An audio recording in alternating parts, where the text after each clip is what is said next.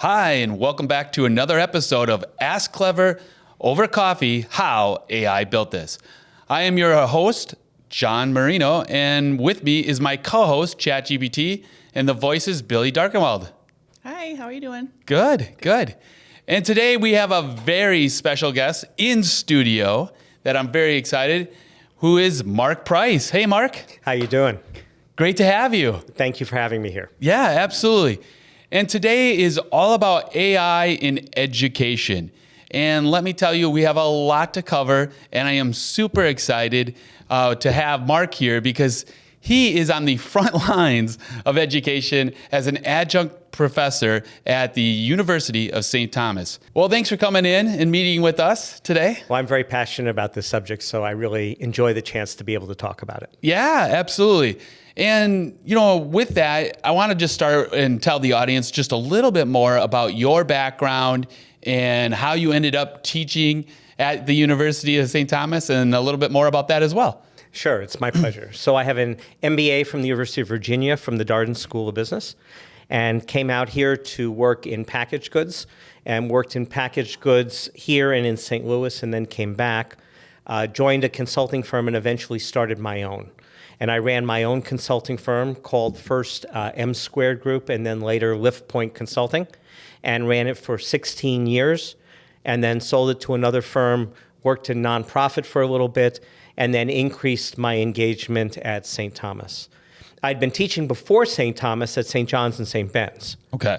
And then moved over to St. Thomas in teaching in the graduate school, teaching first analytics because my consulting firm was really about marketing analytics and operations and supply chain analytics.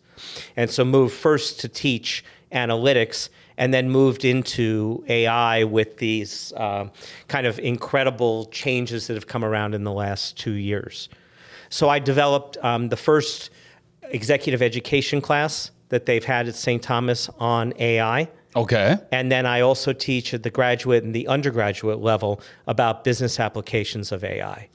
Okay. Now, St. Thomas has an AI curriculum in the computer science department. So it's much more on the technical side of it. Okay. My real focus is on how business executives turn AI into real business growth and don't lose their jobs in the process. Sure. And so that's really been kind of what I've seen with this deluge of new technology, new applications coming out on virtually a daily basis. The biggest challenge that business executives have is, where do I start? Right. And the boards of directors have FOMO, right? All the boards of directors of these major companies are afraid of missing out on something their competition is going to do. So they are pounding on the senior leadership. The senior leadership is pounding on the division leadership to figure out an AI strategy and then to figure out how to get going and get started with it. And so we're seeing companies jump in half-baked, if you will, and really struggling with it. This is translated into the universities and into elementary, middle school, and high school education as well, where the challenge, again, is it's moving so fast. And the challenges that we have in education is that our students are moving faster than we are. Sure. And they're moving a lot faster than we are. And if we don't catch up, the education will become less and less relevant.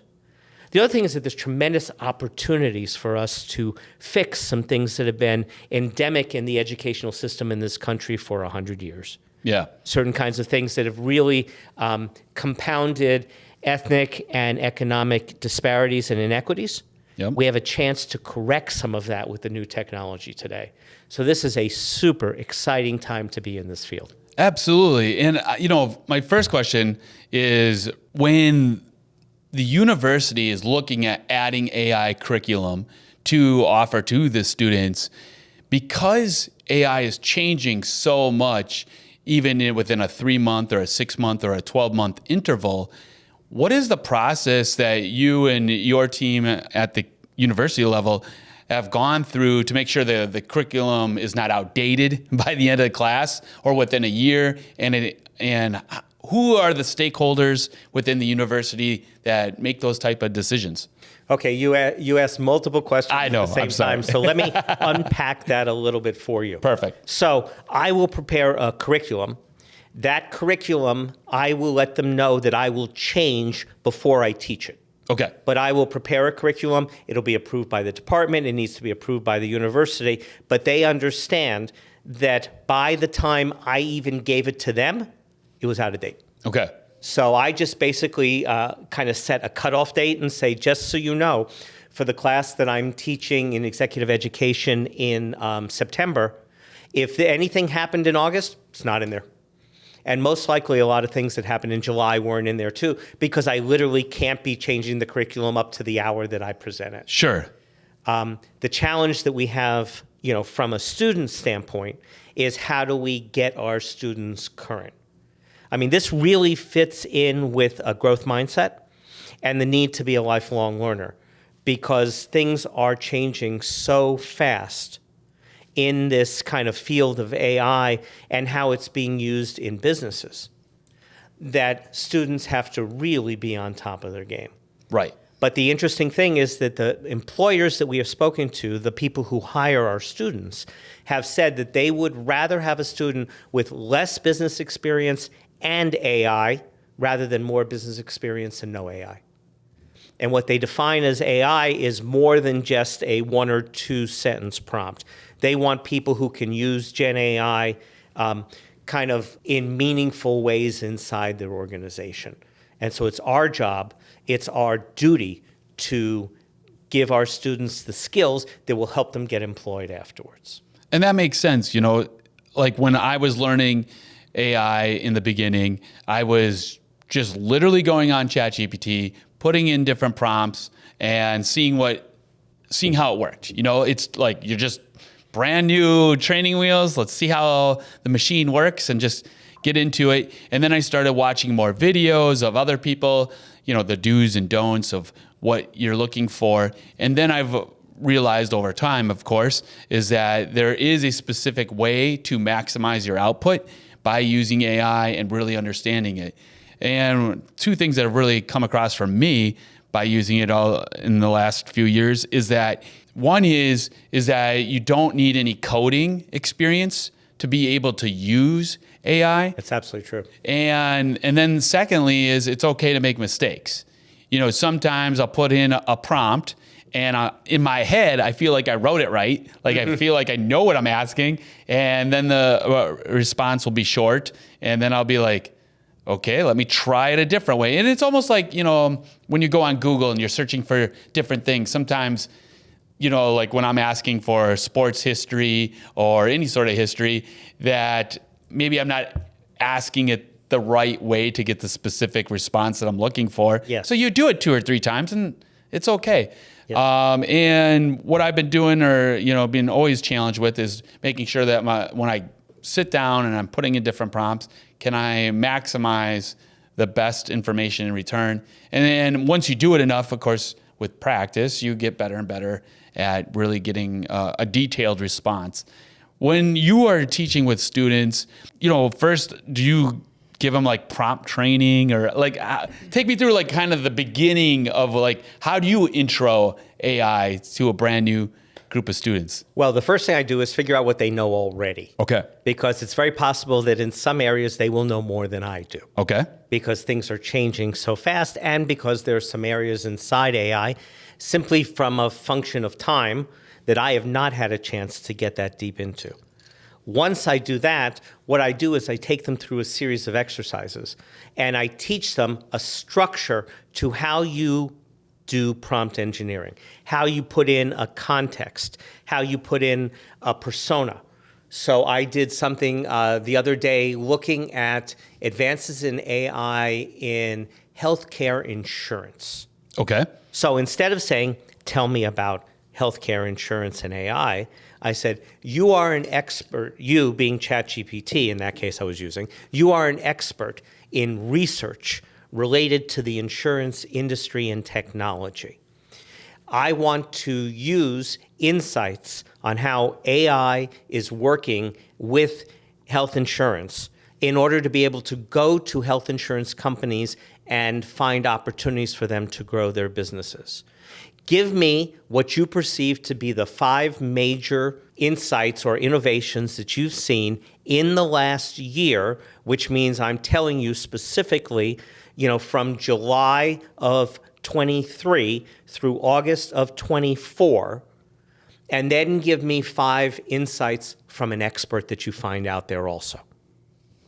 So you imagine, what did I do? I gave it a context, I gave it a persona, I time-bound it, and then I gave it not just what it thinks, but to find an expert and bring it back too. By the way, usually the last thing I say, and all of this must be real. Interesting. So rather than one sentence, I am putting in a paragraph or 2. Right. In order to give it ChatGPT enough structure that it's able to produce an answer that works. The biggest challenge, though, that we have in class is how to use Gen AI. It's not if they're going to use it. Right. Right. And I will teach them how to not to minimize getting hallucinations. Hallucinations being when the chat or the Gen AI tool in general wants to please you because it's trained to try to answer your question. I shouldn't say please because that's ascribing a human emotion to it. But it is designed to try to answer your question to the best of its ability, which also can lead to it just simply making things up. Sure. So how will you know it's not made up? Well, if you put in a couple paragraphs like I designed it and gave you the example right now, and then I also have specific enhancements to prompts to reduce hallucinations. And I teach the students that as well. But so I teach them how to use it. What I have to teach them is when to use it. Got it. Okay, because we have had situations at the university and in many universities and high schools across the country where half the class will simply put in a plagiarized paper, the entire paper. Now, mind you, they think the professor can't tell that that paper doesn't sound like that student, but if you're in high school and it sounds like a PhD, candidate in the particular field, it's pretty clear. Absolutely. But that's not even the point. What I tell students is we are going to give them a tool and I want them to use it. And I don't want them to hide it.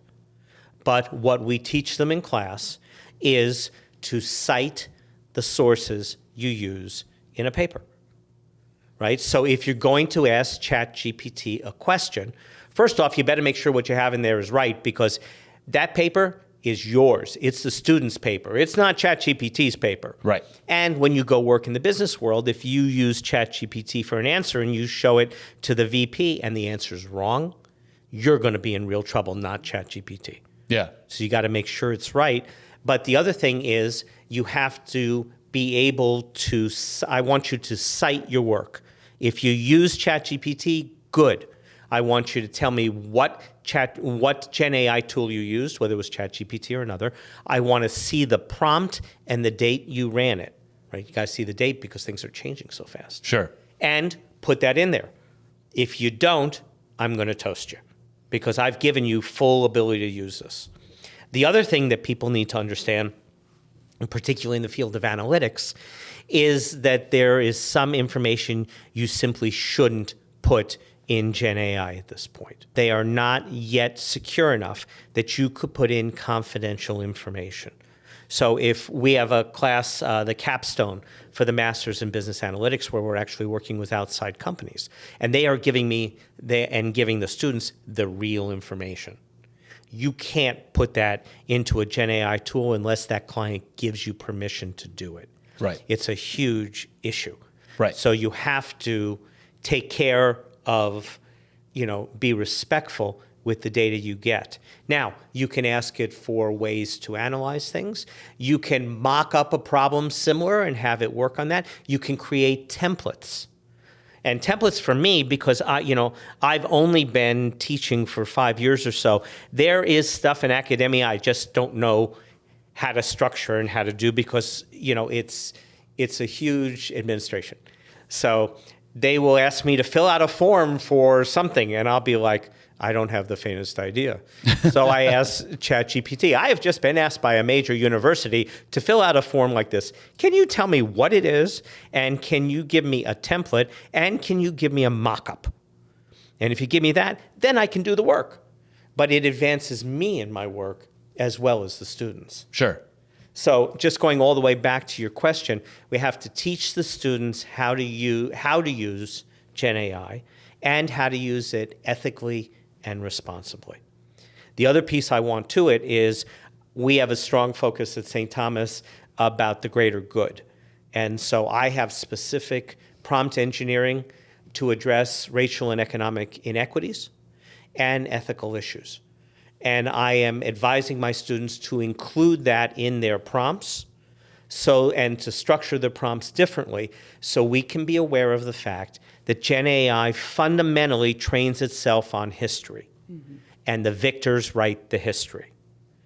Right? So if you ask someone, show me a picture of someone in the medical industry who's a man, it shows you a doctor.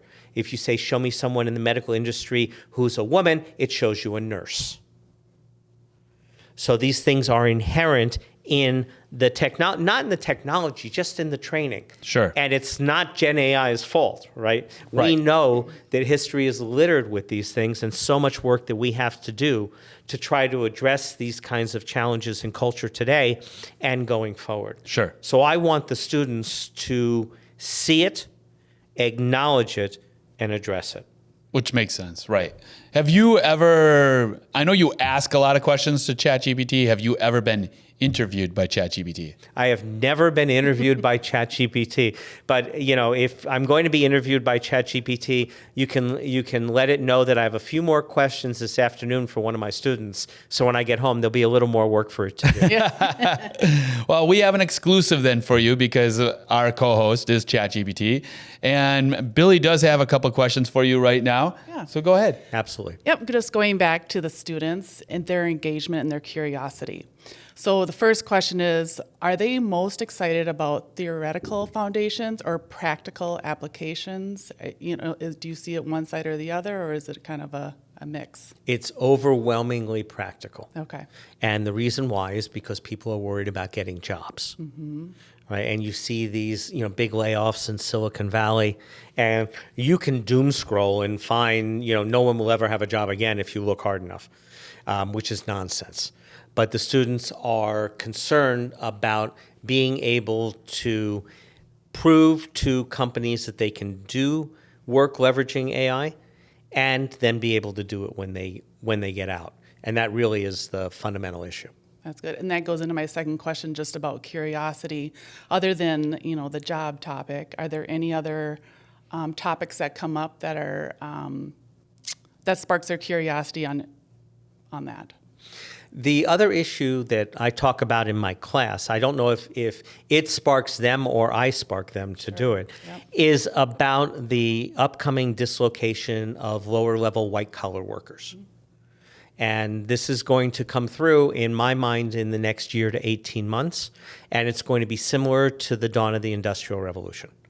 So the massive migration of workers from the farms into cities that we saw in the early 1900s, we are going to see something similar right now because people who work in call centers, bank tellers, paralegals, junior accountants, junior actuaries, there's going to be need for significantly fewer of them. And so what are we going to do with those workers? Mm-hmm. And I'm engaged in planning with St. Thomas. I want St. Thomas with our mission to be one of the upskilling centers in the United States. Because what we have shown in this country is that we are terrible at upskilling workers, whether they are workers on welfare or people who've lost their jobs because of technology or because mines have closed or industries have changed. We rarely get them trained so they can continue to do what they did at a similar income level. Mm-hmm. And one thing that I give an example of is imagine a West Virginian mine worker who was making $60 an hour in the mine. Mind you, this is all theoretical, and I'm not disparaging them at all. They now work for $12 an hour for a call center. Now let's tell them they lose the call center job because of Gen AI. What are they going to do? Mm-hmm. Hypothetically, again, all made up and no disparagement to them, they're going to get a bottle of whiskey and a gun. Mm-hmm. And it's our fault. It's our fault for not taking responsibility to give people the bootstraps they need to be able to succeed. I have a good friend who told me once that everybody should be able to pull themselves up by their bootstraps, but it's our job to make sure everybody has bootstraps. Mm-hmm. And that fundamentally giving opportunities, particularly in healthcare, the worker shortage in healthcare is dramatic. If we can't find a way to cycle some of these workers out of call centers and into senior centers, assisted living, into hospitals, into various jobs which need either a little training or a lot of training, if we can't make a smooth runway for them to address it, not only are we not helping those workers, we're not addressing a fundamental need in this country. Mm-hmm. So we need to put it right out on the table and say, we see this coming, and we're going to do something about it. And I'd love it if St. Thomas were to take point on it. And do you have any tools right now that you're providing to your students to help with that? Well, my students are at a different point because my students have enough time to be able to get very fluent in the technology. Mm-hmm. So they stand a decent chance of being included in the growth of workers, because what we've seen with technology in a lot of cases is it doesn't reduce the number of workers employed, it changes them. So you have, 1,000 workers who lose their jobs. There are going to be 1,000 new jobs coming open, but not for the same skills as the 1,000 who lost their jobs. So those opportunities in the areas where the new jobs are coming up, that's what I'm doing my best to make sure that, my students and the rest of the students at the Opus College of Business are ready for. So I have two boys. One is 18 and just graduated high school from Edina High School. And I also have a 5-year-old. And they're at different points of technology, right? So the 5-year-old, of course, has grown up with technology, has known an iPad since he can scroll. I thought you were going to say the 5-year-old is programming in Python, and the 18-year-old is trying to find something to buy on the web. Yeah, exactly, right? And the 18-year-old who just graduated, of course, these last 4 years have been very challenging. Yes. From everything from COVID, and then with ChatGPT coming onto the mainstream. And when you talked about earlier about students handing in work and plagiarism and so forth, a lot of kids have been using AI and turning in papers. Yes, they have. To the point where the school has said, no, you can't do that. And they have different AI detectors and different software that they use to see whether or not a student is using it. And what I learned, of course, after talking to my son, at quite length about this topic, is that students have still found a way to work around those software detection tools. Of course they have. Sure. Not only that, but there are legal implications to accusing a student of plagiarism with Gen AI if they didn't. Right. I mean, this is going, students are suing the schools if they're accused of Gen AI because they may simply have done a good job on a paper. Right. But if I told you, here are 6 of my prior papers, and here's a paper from Gen AI, I want you to take the Gen AI paper, I want you to replicate my sentence structure, my vocabulary, my typos, I want you to make it functionally indistinguishable from my work, it's never going to catch it. Sure. So you can hide from it, or you can do what I am recommending that we do, which is you actually put it on the table.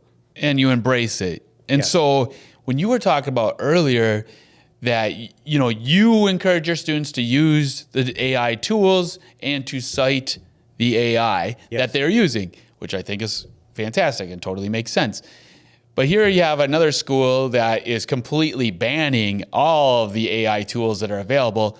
And I always thought, well, that doesn't make sense because these kids are going to be using this throughout their entire lives. Yes. Why don't the teachers embrace it, learn it, and figure out a way to use it as another communication tool? And at your university, let's say your students are using these AI tools and what have you had any pushback from other professors in other classes that are either not happy that students are using AI as much as they do, or they're not happy that they're using it too much? Or what's been the response from your colleagues at the school? There's a wonderful book called Crossing the Chasm by Jeffrey Moore. And it came out in like 96. Okay. And it talked about technology adoption among consumers. It turns out it's just the same for technology adoption at universities or in corporations, which is that Moore identified that there are 5 different groups of consumers, if you will, out there. There's innovators, and innovators like to play around with the technology even when it's barely formed. And then you have early adopters who are waiting for the innovators to tell them that at least it's functional and there's some sort of use out of it. Then there is a group called the early majority, and then there's a late majority, and then there's a group called laggards. And you're pretty much not going to get them almost no matter what. But it turns out that the early majority is waiting for the early adopters to tell them that the technology is ready before they will adopt it. An example of that would be the metaverse, right? And how much money Zuckerberg put into the metaverse with no buy-in at all. The reason why is because the Google goggles are only used by the innovators and the early adopters, and there is no business case for the early majority to use it, therefore they do not. So his book is called Crossing the Chasm, because if you can't get the innovators and the early adopters to agree, it goes right down in the chasm, between that and the early majority, and it never catches fire.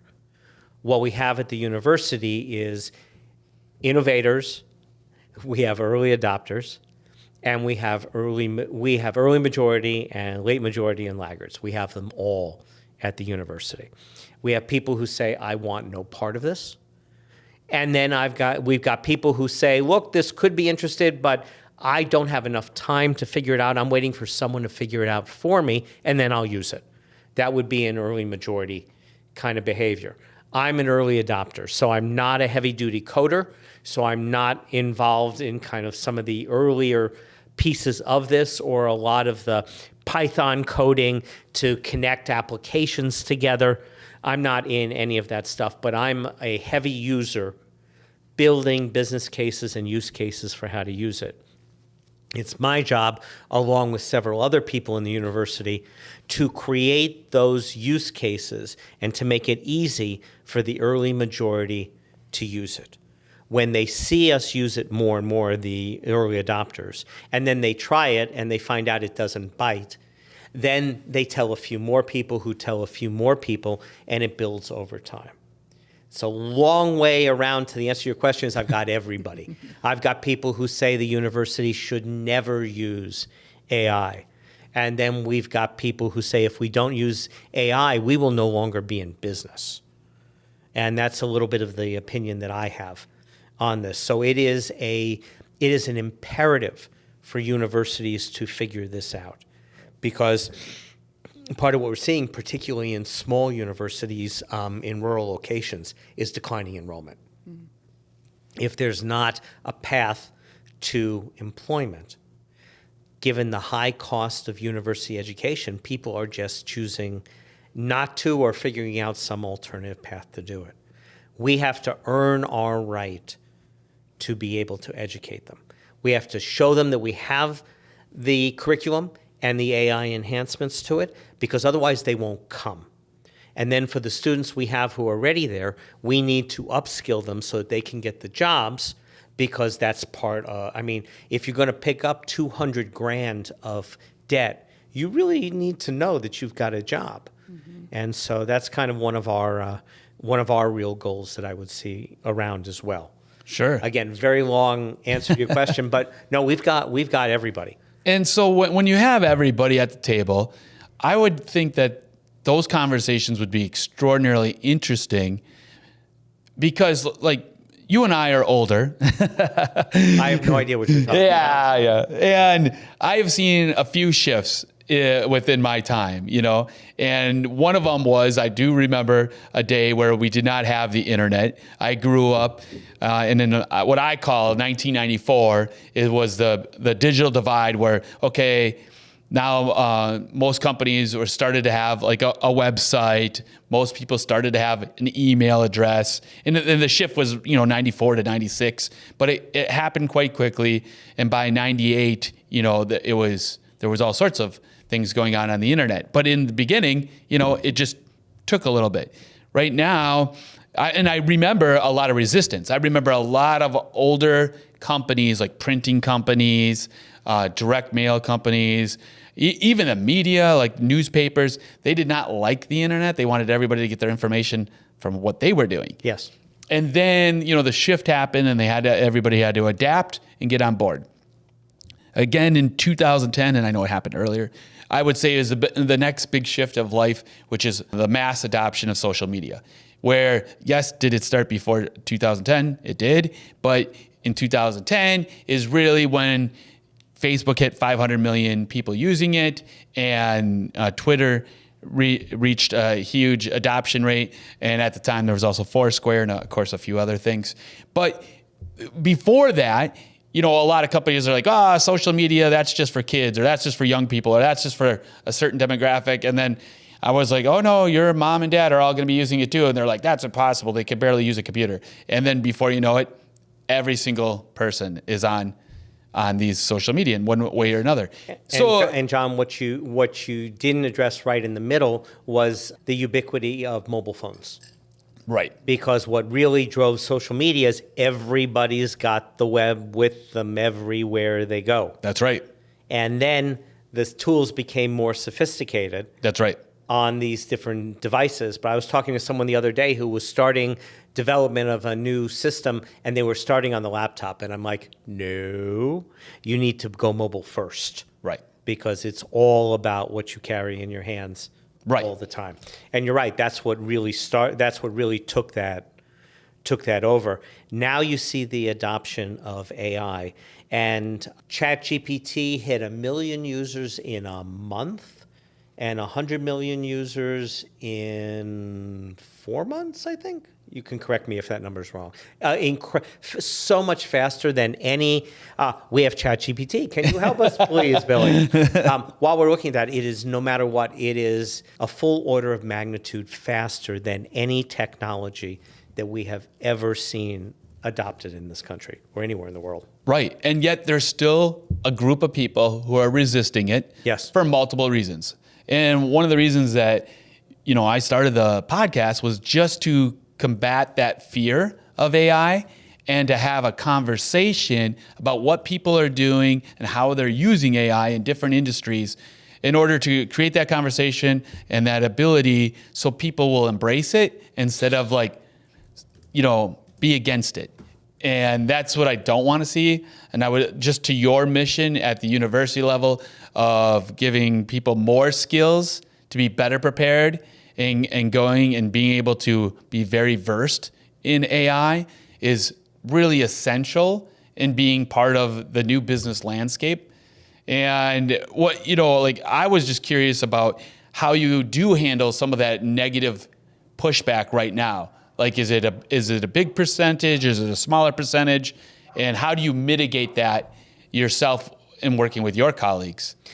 The answer is that it is a meaningful percentage. Okay. So I won't say that it's 50%, but we do have some people who are scared about what this means. Okay.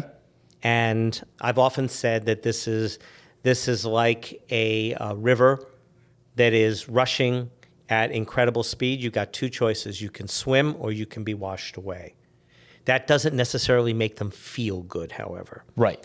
One of the things that we're doing is we are trying to get university professors and staff to use Gen AI just in their normal course of business. Sure. Because they will not teach it unless they feel comfortable with it. Of course. So it's as simple as I have 8 ingredients in my fridge, give me 4 recipes. Right. simple things like that. We use it a ton while watching TV because, like, who is that actress? What other movie was she in? She was in that movie with that guy, and we can't remember, and so I'll just pull up ChatGPT and say, here's the show I'm watching. Here's who I'm watching. They were in a show with that guy doing that thing, and it produces the information for me. Yeah. So I use it when we go out to dinner with friends.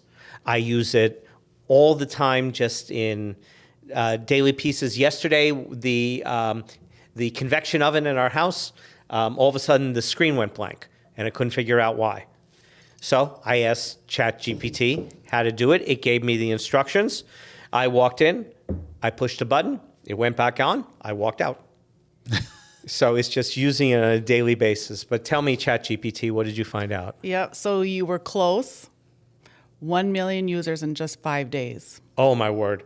And then, in 4 months, it was 100 million users. okay. In 5 days. Which is Amazing. Amazing. Yes. For anything. So I'm trying to get the professors to just use this for idea generation. Sure. And you know the reason I ask, because in every company, including, where you work, there is the same percentages, right? There's the early adopters, there's the innovators, and then there's the people like you call the laggers. And I would say in most companies and most industries, the percentages are probably very close to the same. And for the people who are the innovators and early adopters, it's like, okay, how do I win over my other colleagues in these other departments to start using it? And that's really what I'm asking is, what have you seen that's working?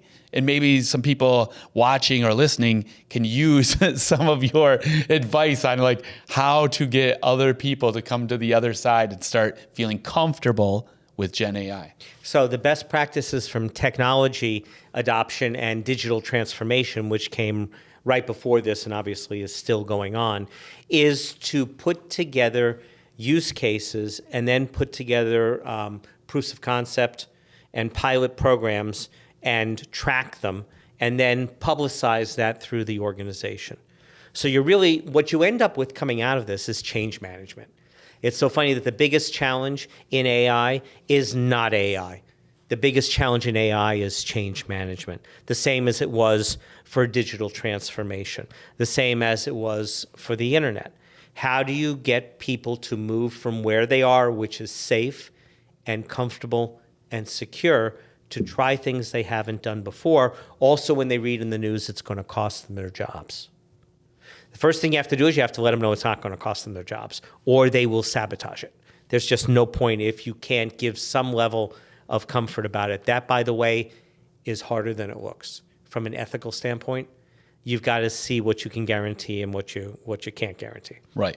But it's all about conducting proofs of concept and sort of minimum viable product, MVPs, and then documenting them, showing people, bringing people in to see it, and gradually seeing them get the benefits of it and also seeing them get rewarded in the institution, right? And when I consult with companies, what I tell them is, you need this president to come down and shake the hand of the guy in the call center who is the most innovative guy with Gen AI and tell him he's doing a fantastic job, put him in the company newsletter, put him up on the website or her, and create, a buzz about this, showing that the company is valuing this. You need the same thing with universities, and that gets a little bit trickier given the way universities are structured, but you need a way to visibly reward people who are taking risks and are doing things that are innovative. Sure.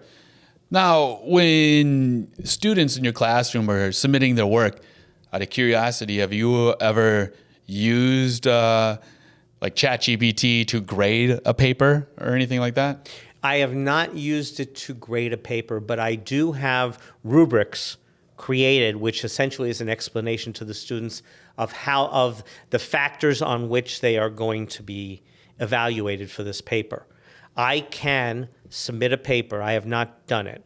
I can submit a paper, submit the rubric, and ask it to, on these 5 different things, give me, from a 5 to a 1, how does it do and why? Yeah. I haven't done it yet, and part of it is because I'm really uncomfortable still submitting a student's paper into Gen AI.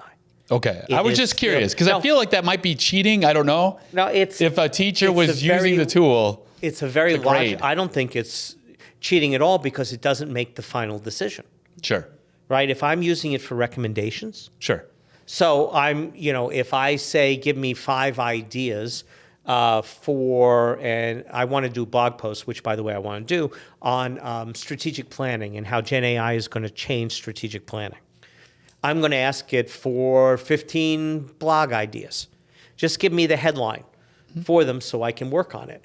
I don't see that as plagiarism or having any issue at all. There's nothing wrong, I think, with saying, here's 5 categories, evaluate this paper on it. Right. I've just been still a little uncomfortable. I think Claude AI is the Gen AI tool with the highest security up till now. I've done a little more research recently about it. But we will be creating secure LLMs. And when we can create, as in the information is not repurposed into training or can be pulled out by someone else. Right. Those are already available in They some are. organizations. And if that were the case, I would have no issue putting a paper in. Right now, it's confidentiality.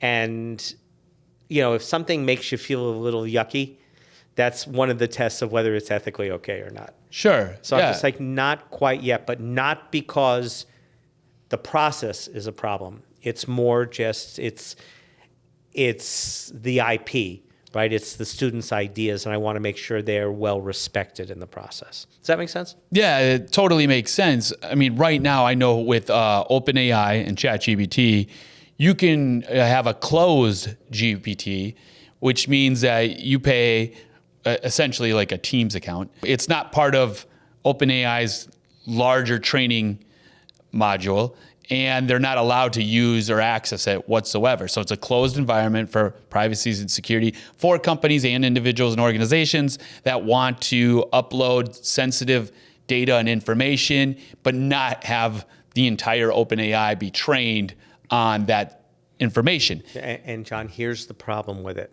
No one in technology trusts them. Interesting. It is virtually unanimous among my friends in technology, that particularly OpenAI, that their word is worth nothing. Interesting. And that we should treat it as if everything on there is going right to the dark web and right to Russia.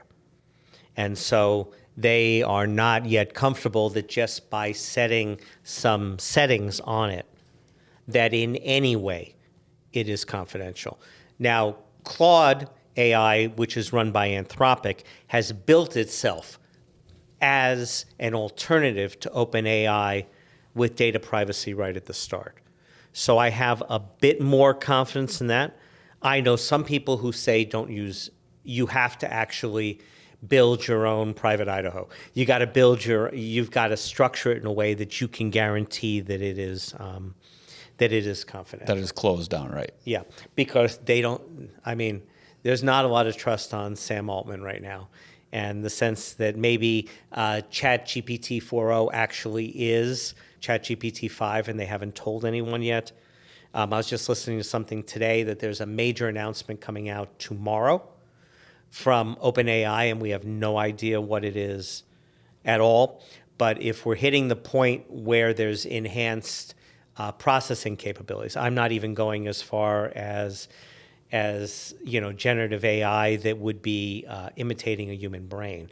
But if there's more capabilities, there's more risk that people have to kind of get their handle around. Sure. And I think the only way you're going to get adoption by professors of this is to give them the relatively risk-free ways to do it. Because none of them will want to get caught between a rock and a hard place, and I don't blame them. Sure. Yeah, I mean, you have 3 different buckets that always come up, which is privacy, security, and the legal part as well. Yes. And between those 3, they're always kind of intermingled, and they all play an important role in how this technology grows for adoption and has, basically widespread use.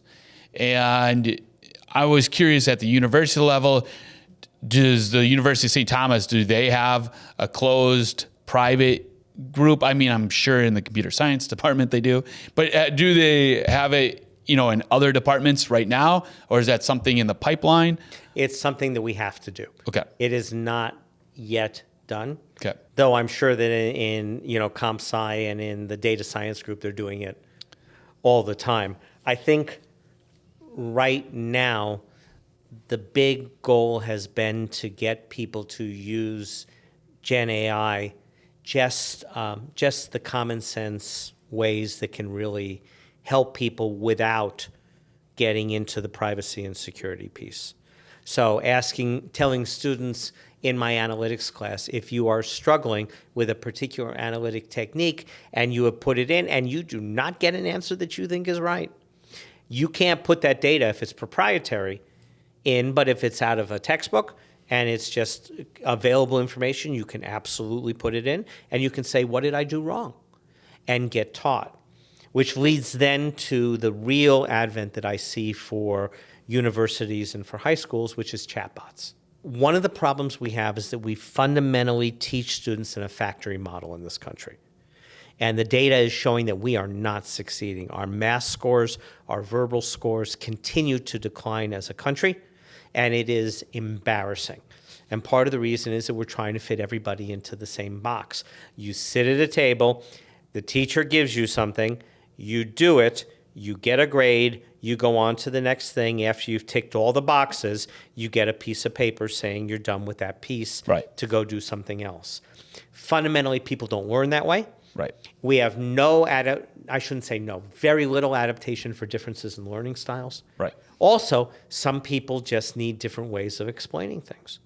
And so the idea of being able to use a chatbot where a student can put in their best cut at something, and then the chatbot can say, that's really good work. Have you thought about this?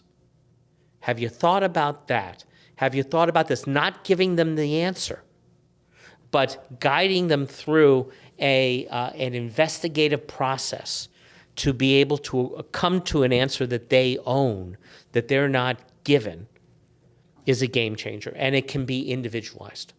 Sure. So every student is getting what they need. And that, to me, for reading in this country, for math in this country, particularly for reading where the economic disparities are so dramatic, the kids who go to the finest schools read better than the kids who don't. And that is not 100%, but it is a huge pattern. And a lot of different reasons why. If you can equip those kids with a chatbot on their phone, because they all have phones, and they can read into it or read something on it and get advice and tips, and you can even make it entertaining, we can address and kind of narrow down that gap that is such a huge gap from an economic perspective in this country that it's a tragedy. Does that make sense? It does make sense. I was sitting here while you were talking, and I was thinking about when I was in school, to your point, where everybody had to learn at the same level. We all sat in a desk. You had one teacher in front, and all the way K through, sixth grade, it was all the same formula for everybody in the room. Yes. And then in seventh grade, we got to move room to room, depending on the teacher. In the coursework, you get to go to English is over here, science is over there, and you moved around a little bit more. And then in high school, of course, you move around even more so. But it's still kind of the same formula, right? It's one teacher in front, and it's a book, and everybody in the room is taught at the same level. And what's worse, John, they divided them in half. They divided them into the smart kids and the not smart kids. Right. So there's advanced science, advanced English, advanced math. Everybody who's in it's like, yeah, I'm a smart kid. Right. And all the kids who aren't, yeah, I suck. Yeah. And so we do more damage, even though both of them are running by the factory model. One's just running faster than the other. Correct. Still working on the factory. And so I would be in the not so smart bucket when I was in school.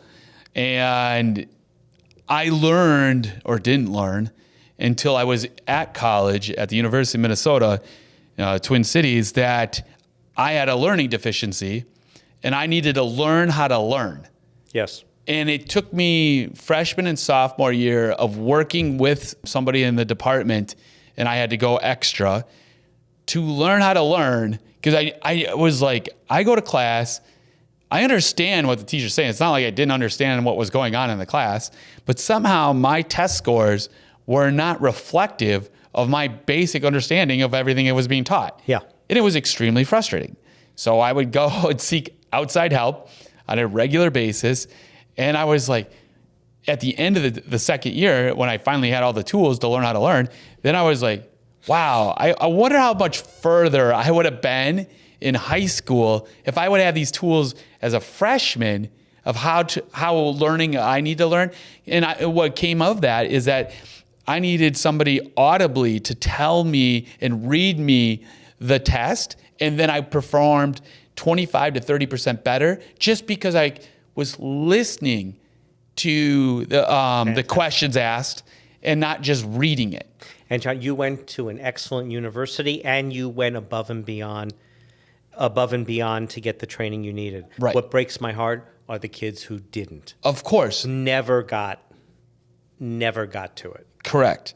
And that's my point, is like, now I have a 5-year-old and I'm seeing, it's amazing that, 40 years later, the educational process is virtually the same. Yes. And it does need to change. And that comes back to the earlier question, which is, how do we get more people in education to be part of learning Gen AI and then using it as a tool in the classroom to help individually process the lesson plans so people can learn at their own rate.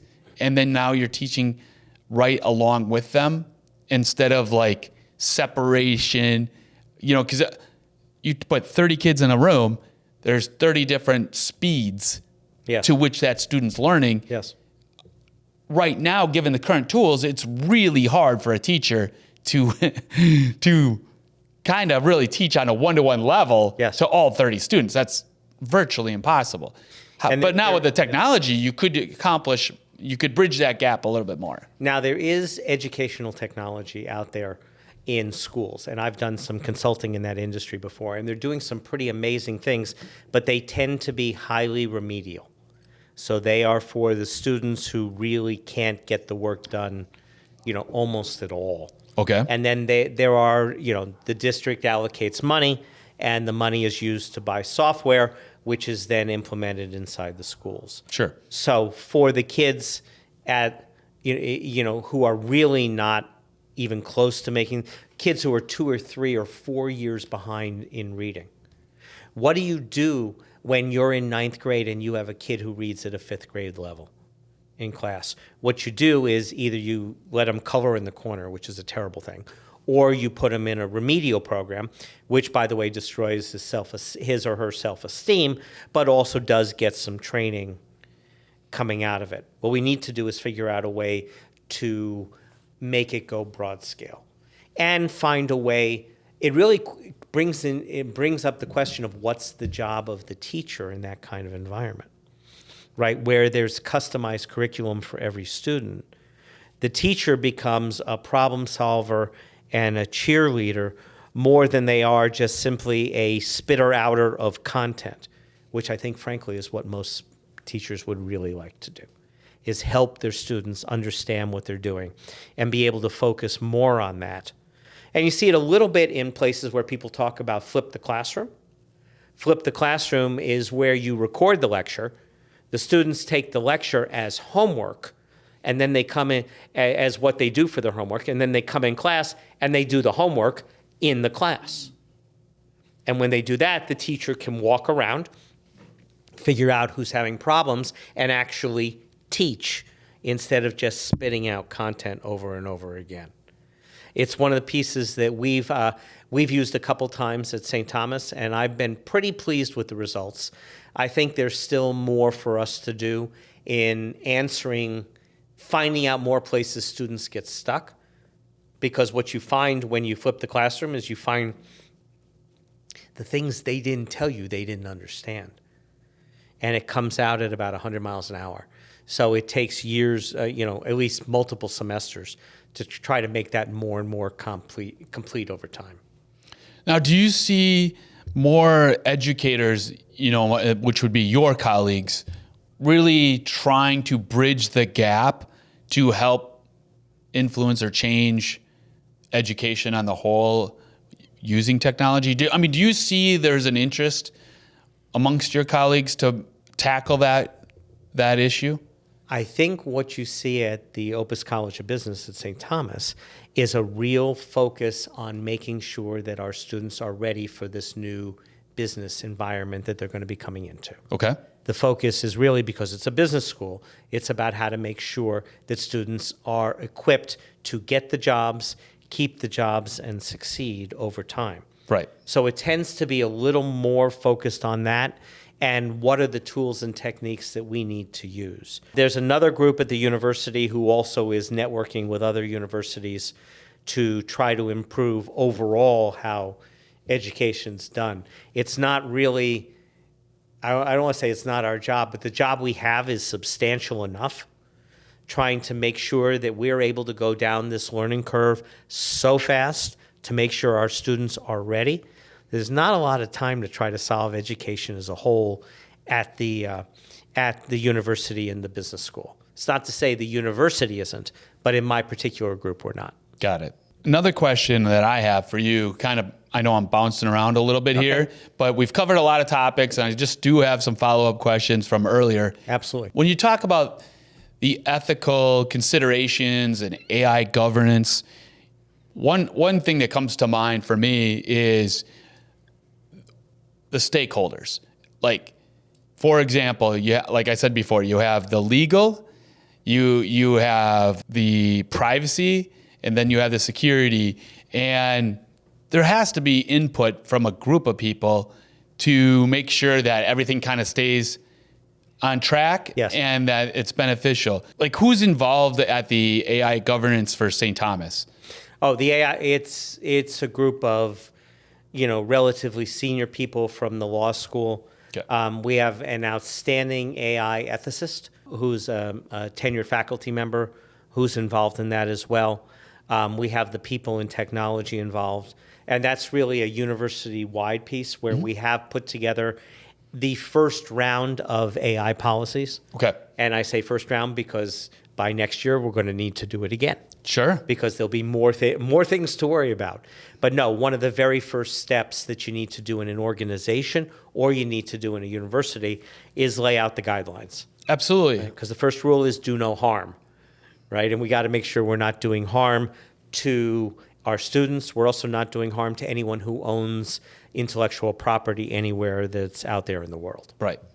For that matter, even the Catholic Church and the Pope came out with AI governance rules earlier this year, which I was just blown away. Yes. They would even think of coming out with that. But from everybody I've been talking to, because the Catholic Church is involved with different hospitals across the U.S. as well as the world, and educational schools across the U.S. as well as around the world, they needed some guidelines for all of these different institutions to be able to follow.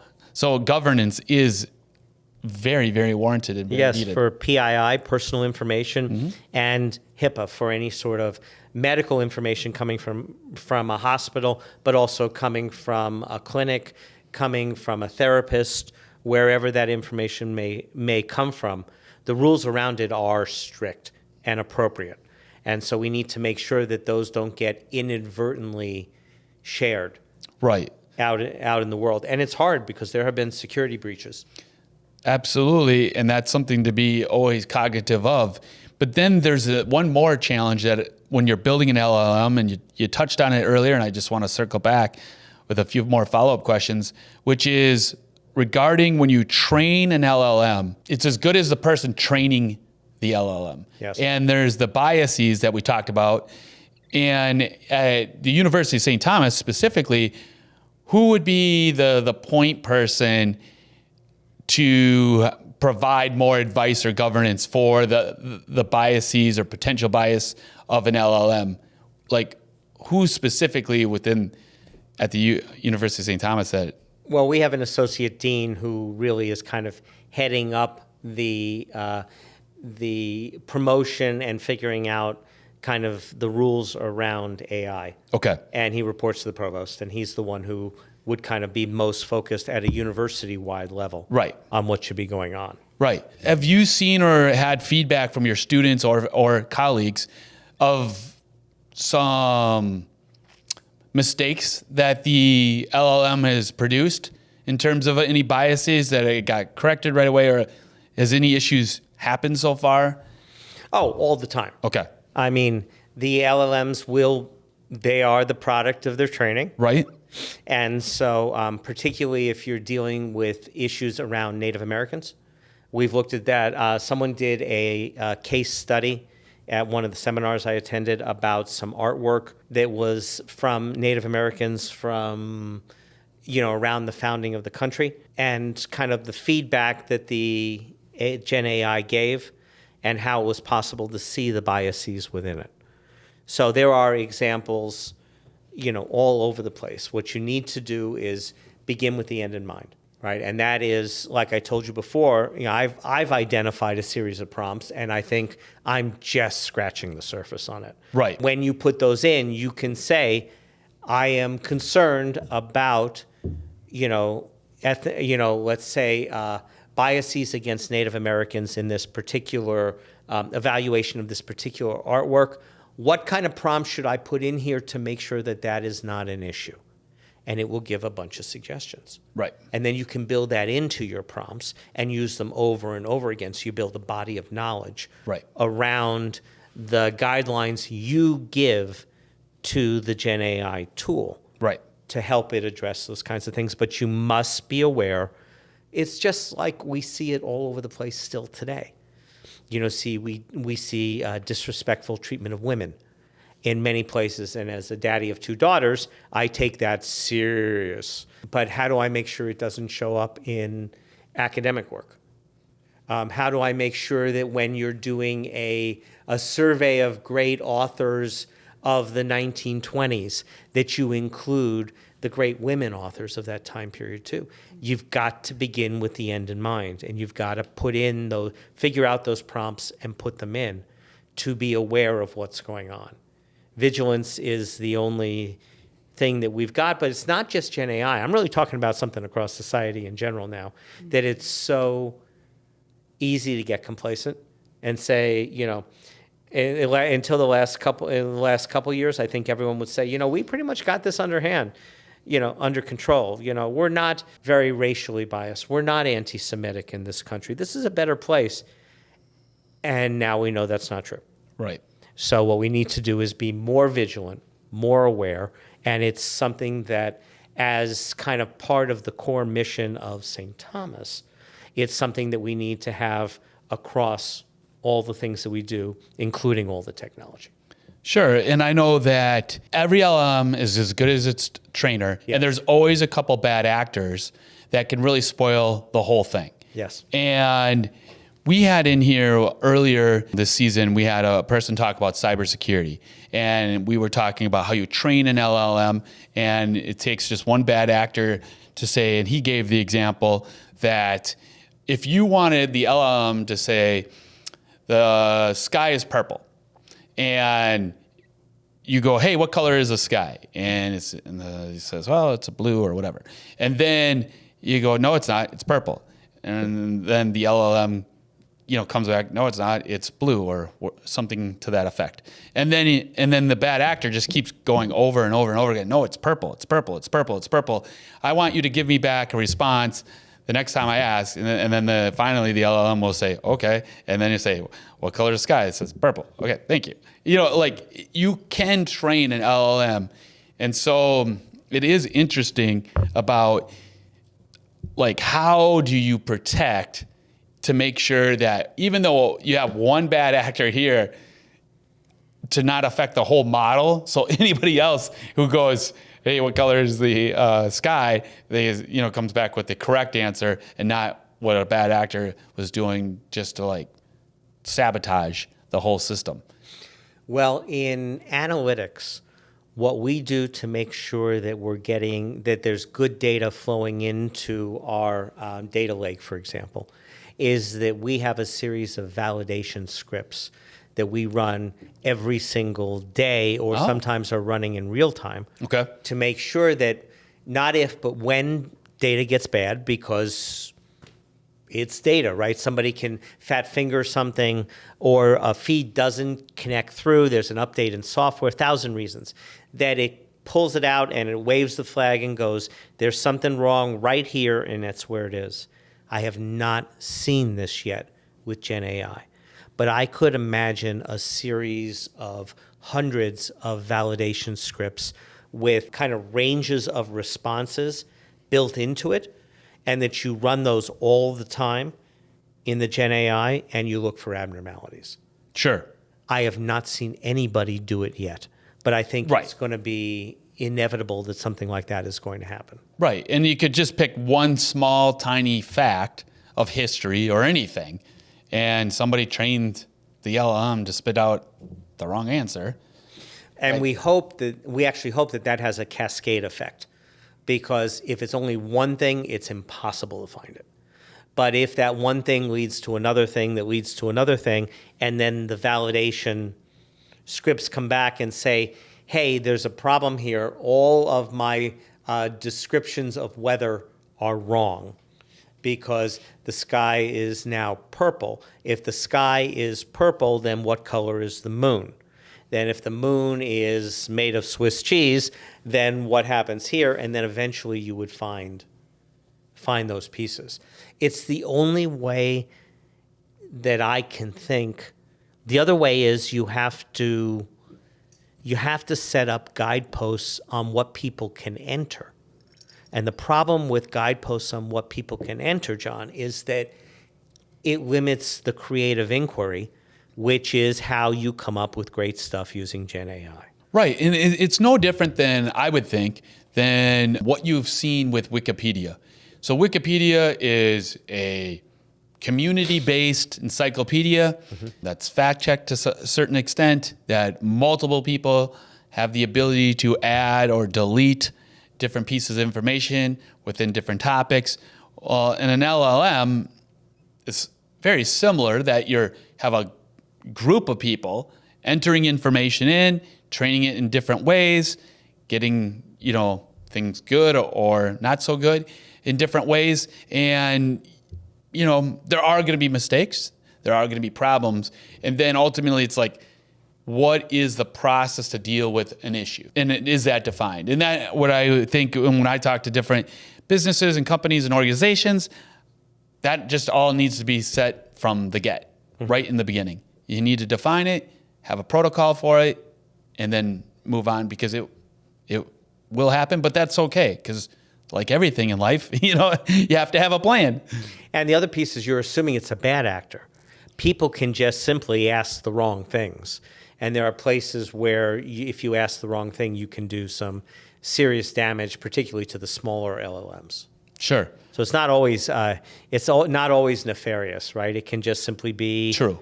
The wrong question structured the wrong way leads you to the wrong answer. Good point. ChatGPT? Yes. Just speaking on some of these questions that we don't exactly have the answer to, do you have projects for your students to help come up with some ideas? And if there has been any ideas, are there any that were interesting to you?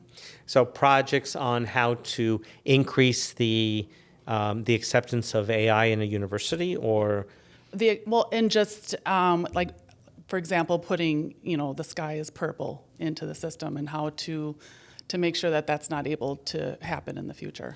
It's not really what I would spend a lot of time with my students on. It's really what the computer science and data science groups would be doing. Okay. Is working on kind of those structures and the challenges in it, because they're much more involved in the training of LLMs. Sure. I'm really trying to focus my students on the use of them. Okay. As much as possible, and to recognize when something you're getting is really screwy, in which case you should raise the flag and go directly to an expert and get out of their way, because they'll know what to do with it. So one thing I'm using in my life right now, an AI tool that I really like, is Grammarly. Yes, I use it constantly. It's a fantastic tool to make sure that your emails and your papers just like are using all the right grammar. What is a tool at the university that, such as Grammarly, is there another tool that it got a really positive feedback that everybody's like to use that's an AI tool? At the moment, we are looking at the pre-existing GPTs that you can use in ChatGPT, the ones that you can use in Claude AI with artifacts. A range of those are really the pieces that we've been looking at the most at this time in the organization. I am, of course, testing new systems every week, new applications. I rarely find one that is ready for prime time yet. I think there's such a flood of VC money into anything with the two letters A and I in them. Sure. That you're seeing a lot of half-baked ideas out there, and also some that just require so much, API configuration to get them to succeed that it's just not worth the time right now. But there are hundreds, if not thousands, of GPTs out there that you can use with ChatGPT to enable other capabilities for your students. And those are the pieces I'm spending most of my time on. Sure. Well, okay, I got another question for you. Sure. Now, be honest, have you had any students in the classroom that have been streaming your course and using like an AI note taker to help them summarize everything that's been discussed? Have you seen that? Because I see it in my Zoom calls. Almost every single Zoom call I have with a different company, there's always a note taker on there, an AI note taker that will transcribe the entire conversation and then highlight everything that was discussed, including the action to-do list at the end.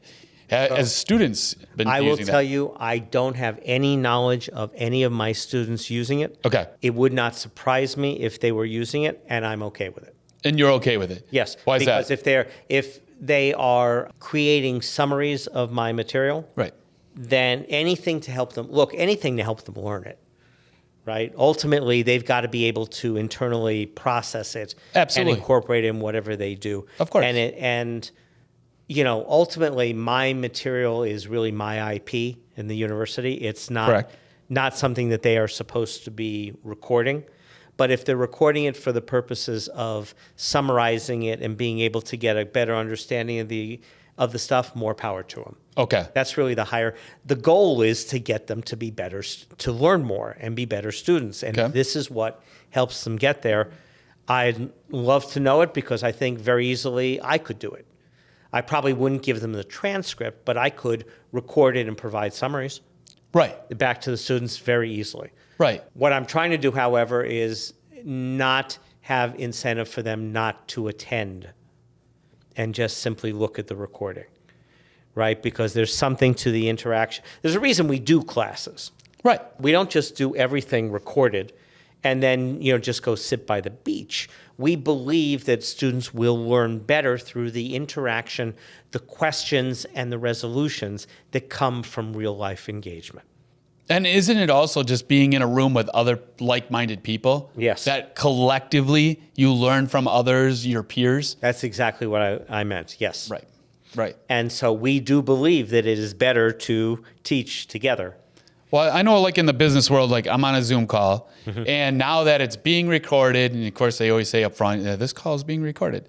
And then you see the note taker on the side, and then you get the email at the end of the whole transcript, including the highlights and the action items. Now, when I go to a meeting, I don't feel so inclined to constantly be taking notes because I know that at the end, the AI's got me covered. And now I can just ask a lot of more deeper questions, knowing full well that everything's being recorded, it's all being transcribed, and if I need to go back and take a look at something. And of course, I've had educational calls to learn different software, and always everybody now just records those calls because it's so important to be able to go back and rewatch different things or look at the notes and make sure you didn't miss anything when you're learning something new, to make sure you got all the steps in there. So I would think that, from the educational side of things, that teachers would be open to that. But I was just curious if that is a commonplace, or do they feel like it's not? The research shows right now that the best way to retain information is to handwrite it, not to type it, and certainly not to just listen to it. Sure. So I actually have my iPad set up so that I handwrite notes from meetings, because since you can handwrite verbatim, it forces you to make decisions about what you're going to record versus what you're not, Right. which gives you mentally hooks that you can use to better remember what things do. So what things were and how to pull it back up again. Right. And so I think that it is wonderful to have that information and to be able, we've all had a case, we looked at the notes and said, I understand all of it, but I have no idea what I was writing right then. Right. I can't figure it out worth the life of me. Exactly. Then you go back and you can go see what it was that was going on at that time, and that's wonderful. It's the frustrating thing for me, because I've gone back and forth between typing all my notes and handwriting all my notes, and handwriting just wins in terms of what you remember. Yeah. It is such a much stronger mnemonic device than just being able to listen to it. So if you wanted to just listen to it at the time, and then if you had the time to go back and write things about it later, most people won't have the time to go back and write about it later. Correct. So Correct. that's why doing it, a la minute turns out to be one of the biggest ways that people can remember stuff. Absolutely. And what I've noticed is, so I'm a big note taker. I was always the guy who went to class. I was always the guy who sat down, wrote everything out. And recently, I would say in the last 12 months, now that a couple of these different tools are available, I have noticed that I have now been learning differently.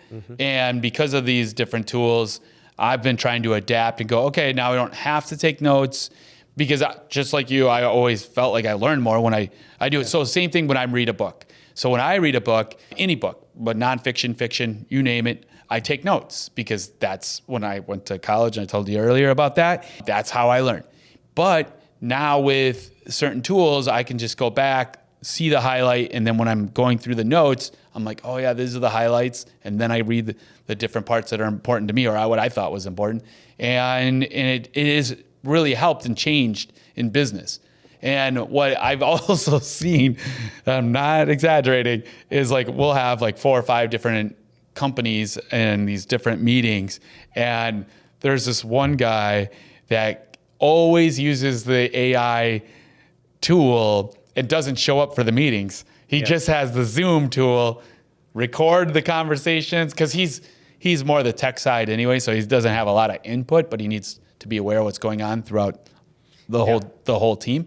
And then he just uses those notes to always stay abreast. And of course, if you ask him any question, he's on top of it. But it's very interesting to see things change, where people are like a group of people are not showing up because they're just using the tools to do it all for them. Yes, and what we know about Gen Z in the business environment is, if the meeting isn't important, they don't want to be there. Sure. And so that's where you're seeing people, opt out of meetings, which is damaging from a cultural standpoint, of just having people not show for what's going on, because it suggests they don't really care that much. It does. Right? And yet at the same time, it's not a question that Gen Z doesn't want to go in the office. It's not a question they don't want to be in meetings. They don't want to go in for meaningless reasons. Right. And they don't want to attend meaningless meetings. And they're not wrong. So that's where, they've just been more vocal about what we've known for years, which is there's some meetings you just have to be at. And it's soul numbing. And so one of the benefits of the technology is, I've said for a long time that a lot of meetings could just be turned into notes and next steps.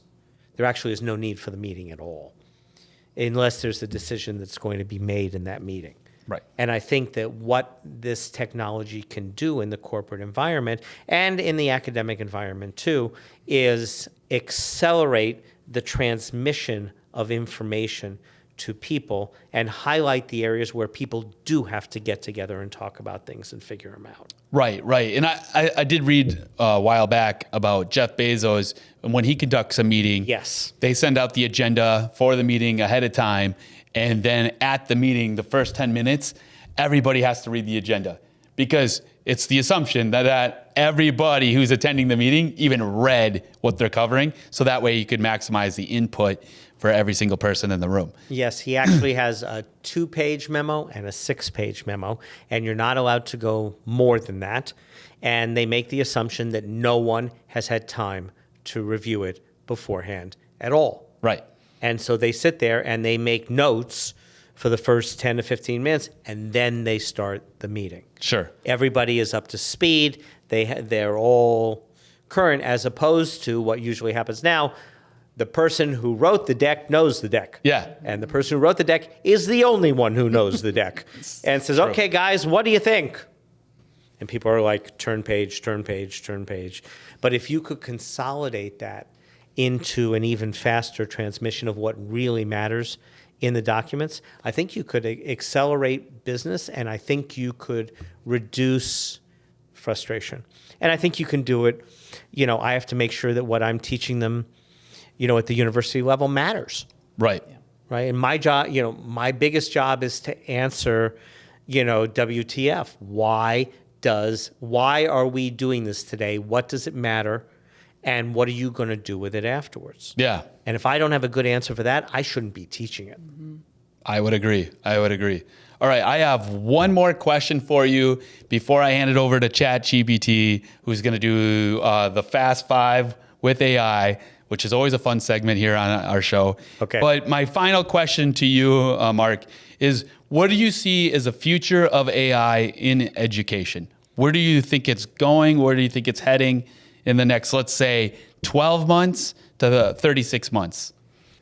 So I see the implementation of these subject matter chatbots to help students advance being one of the biggest things that I can see coming in education in the next, because everything in AI is so much faster.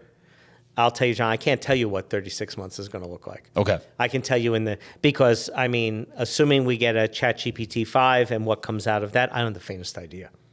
But I can tell you that the use of chatbots to create personalized curriculum to identify gaps that students have at the university level is huge. We have students who show up at university who are not ready to go into the university curriculum. They're here, but they don't have the tools.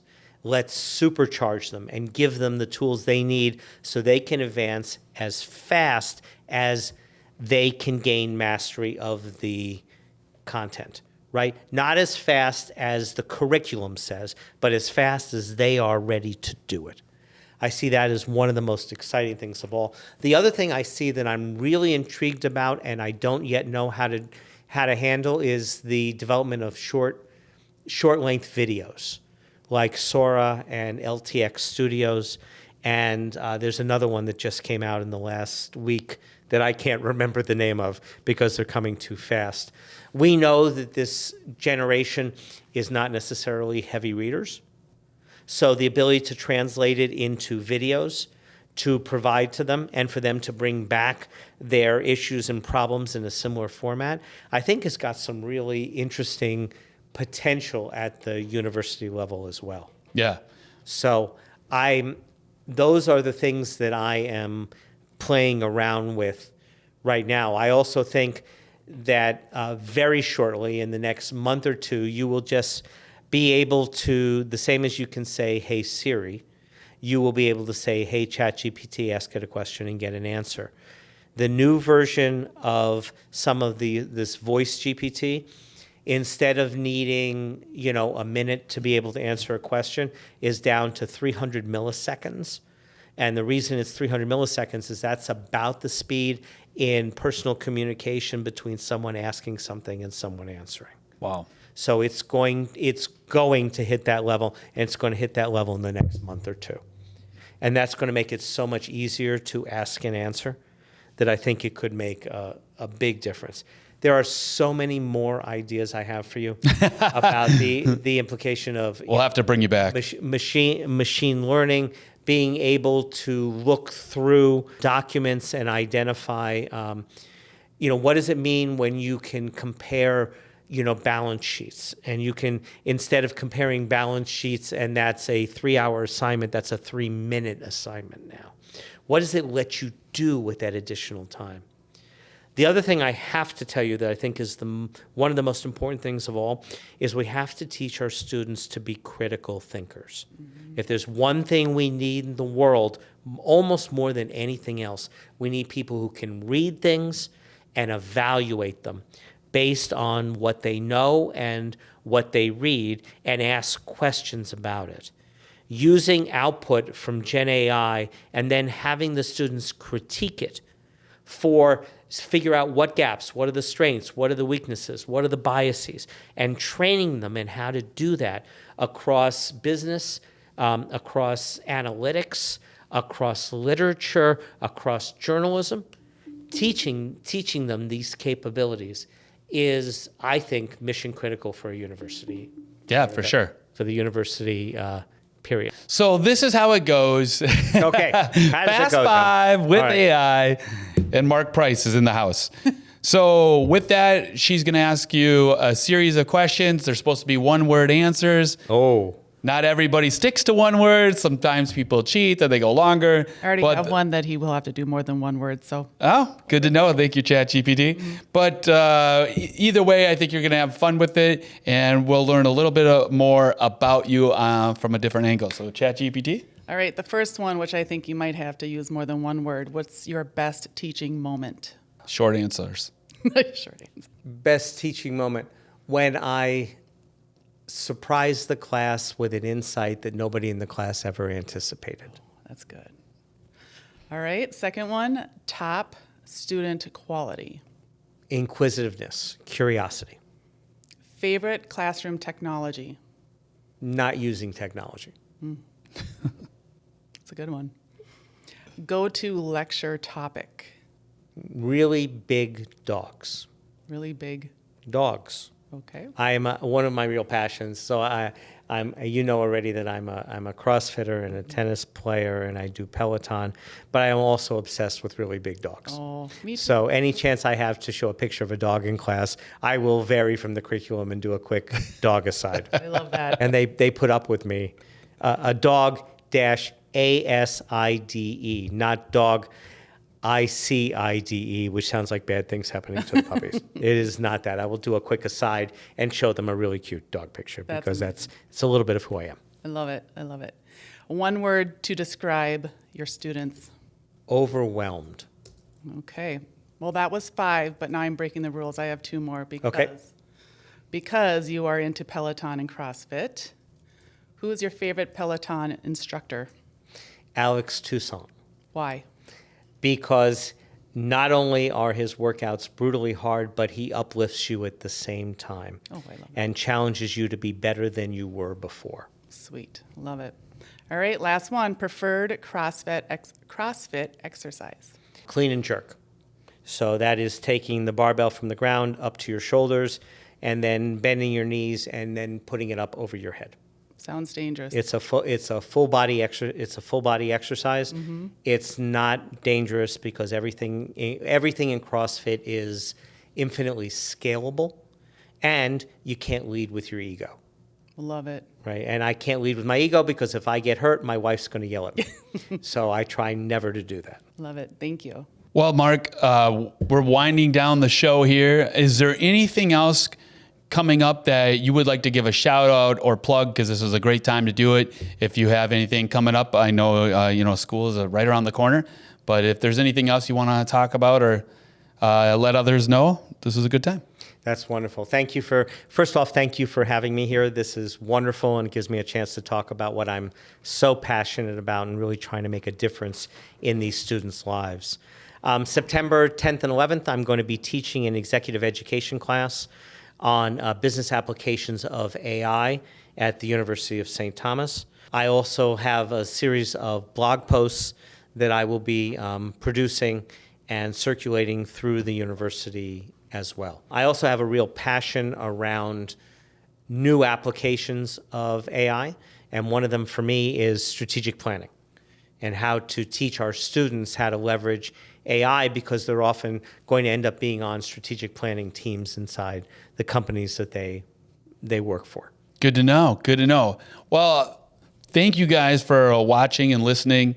We really do appreciate that. And if you have any follow-up questions from what Mark has discussed, or ChatGPT, or myself, please put that in the comments below, or, seek us out on the socials. So you can find us on facebook.com/askClever, as well as on Instagram at instagram.com/askClever. Also on TikTok, which is askClever-Over-Coffee-Podcast, and on YouTube, which is askClever-Over-Coffee-Podcast. We will put all of the links to Mark and myself in the description as well, so you guys can contact us directly through LinkedIn with any follow-ups, or feel free to show us some love as well. We appreciate you tuning in and watching this episode and listening. And the world needs a little bit more kindness, and I like to end every episode with one famous quote from somebody. And today, the quote is, "No act of kindness, no matter how small, is ever wasted." And that's by Aesop. Well, I appreciate you guys tuning in. Thank you very much, and we'll see you on the other side.